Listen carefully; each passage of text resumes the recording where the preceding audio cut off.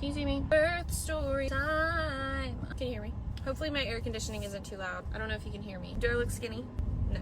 I was supposed to be induced at 5 a.m. on Tuesday, and then at like 6 p.m. Monday, I started having contractions. I waited till like 11 p.m. I was like, okay, I really feel like we should go to the hospital because I'm scared I'm gonna give birth in the house or in the car. So then we get to the hospital, right? And then these girls check us in. We're like, yeah, you're still only 3 centimeters. And she's like, so we called your doctor. He said just to admit you into the antepartum room till your induction at 5 a.m. 10 minutes later, trigger warning, I pass a blood clot and then 2 more. And I mean, like, it was a lot of blood. I just continue to pass a bunch of blood clots all the time. So then they call my doctor. He tells them to admit me to labor and delivery, right? So then I go to labor and delivery. They're like, basically, we think your placenta might have abrupted, but we're not sure. We think you should go ahead and get the epidural in case you need an emergency C-section. So then my epidural kicks in and she comes to put my catheter in, and 2 seconds later, my water breaks. It was like 3 in the morning. Oh, it was maybe like 4 in the morning. I don't really know. I was barely there. Then they're like, your baby's losing oxygen. I have to put you on a mask so your baby can breathe. They're like, yeah, her heart rate's dropping, so just keep breathing. And she checked me right before my water broke or right after. I don't really know. That was at a 3. 20 minutes later, I was at a 9.5.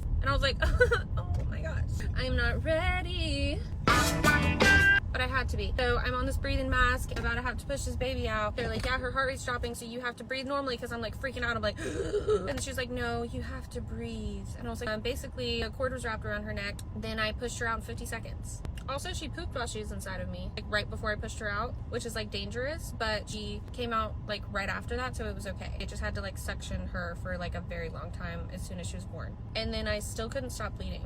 But now I'm okay, and my baby's okay, and we're just one big happy family. So